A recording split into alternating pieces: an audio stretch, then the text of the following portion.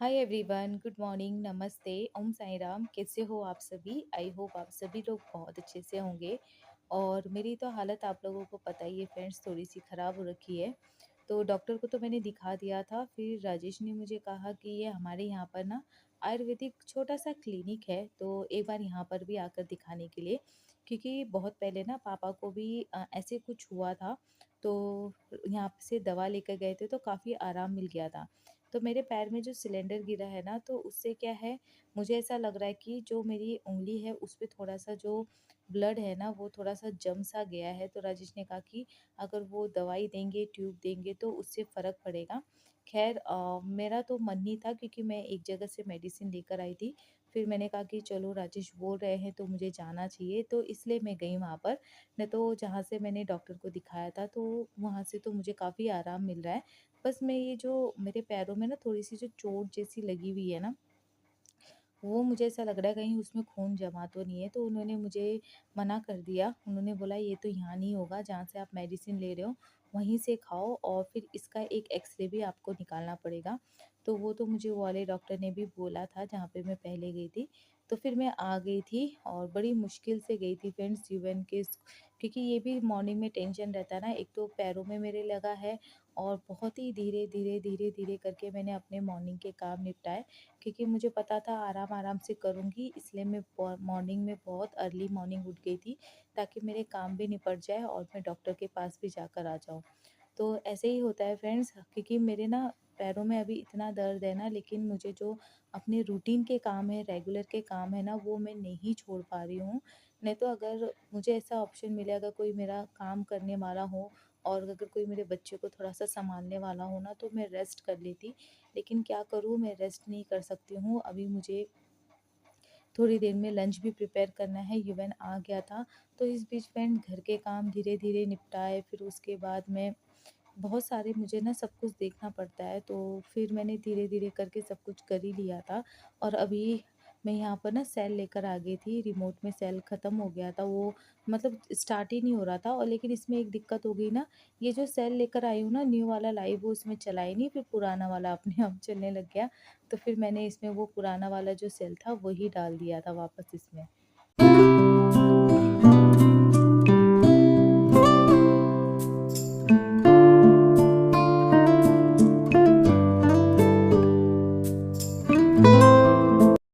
और हमारा लंच हो गया था, और उसके बाद मैंने सारे बर्तन भी वॉश कर दिए थे, क्योंकि मैं सोची थी बर्तन-वर्तन सारे वॉश करके फिर मैं आराम से सो जाऊँगी। जैसे हम लोग सोने जा रहे थे, तो फिर मीशो से मैंने एक कुछ ऑर्डर किया था, तो वो आ गया था, आज डिलीवर हो गया था। और ये एकदम एग्जैक्ट टाइम पे डिलीवर हुआ था। मुझे लगा था कि आ जाएगा ये ज़्यादा करना 11-12 बजे तक आ जाते, लेकिन अभी थोड़ा सा टाइम ओवर हो गया है, आई थिंक 3 बज रहे थे। तो हम सोने की तैयारी कर रहे थे, तो फिर इतने में मीशो का ऑर्डर आ गया, और मैं आगे इसी वीडियो में आप लोगों को बताऊंगी कि मैंने क्या ऑर्डर कर रखा है। क्योंकि एक के बाद इसी मंथ सारे फेस्टिवल बैक टू बैक है, सारे फेस्टिवल इसी महीने में है। तो थोड़ी बहुत तैयारी मैं कर रही हूँ। और अभी करवा चौथ भी आने वाला है, 20 तारीख को करवा चौथ है, तो उसकी भी मेरी कुछ भी तैयारी नहीं हुई है। ना ही मैंने साड़ी ली है, ना ही कुछ लिया है, तो देखो कैसे क्या होता है। और एक तो पैरों में चोट लग गई है कि चलो एक दिन निकालो और जल्दी से अपनी सारी तैयारी कर लो। सामान तो खैर हम लोग लेकर आ जाएंगे, लेकिन और चीज़ के लिए तो फिर चाहिए रहता है ना। जैसे साड़ी है उसका ब्लाउज सिलना, वो सब तो हमारे हाथ में नहीं है।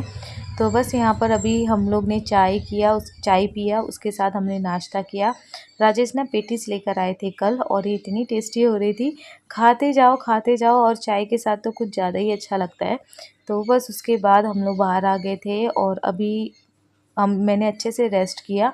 खैर नींद तो मुझे आई नहीं, क्योंकि पैर में हल्का सा दर्द हो ही रहा था।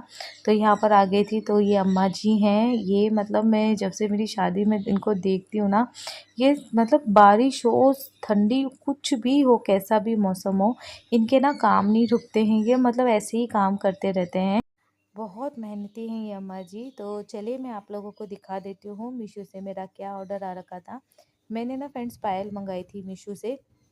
मेरे पास एक तो है, वो मेरी पिछले करवा चौथ की है, और वो काफ़ी मतलब अच्छी है, एकदम भरी भरी सी जो होती है ना। और लेकिन मेरी जो चांदी की पायल थी, जो मम्मी ने हाँ, ये अच्छा लग रहा है। चलो चलो तो मैं कब पहनूंगी इसको बाबू?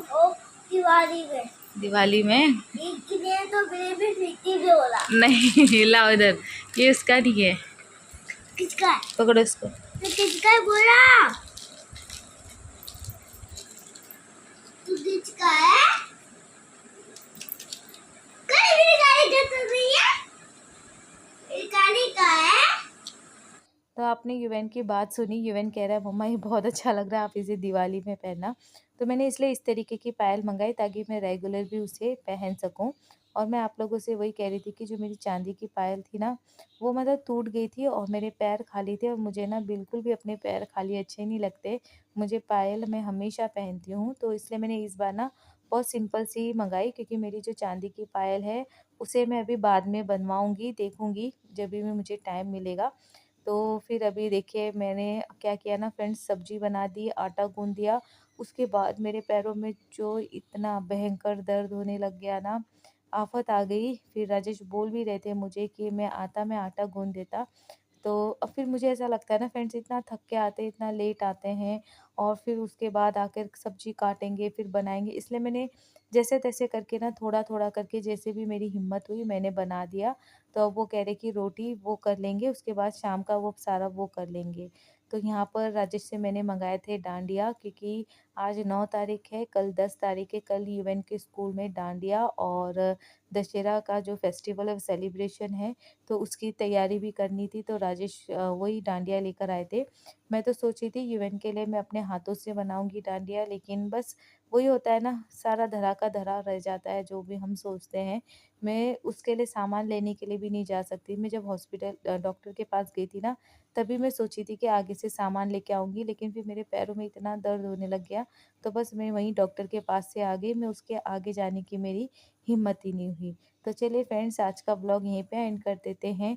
होपफुली मेरे आज के वीडियो आपको पसंद आया होगा, और इसके पहले जो वीडियो गया है उसको आप लोगों ने बहुत प्यार दिया, उसके लिए बहुत बहुत तहे दिल से शुक्रिया।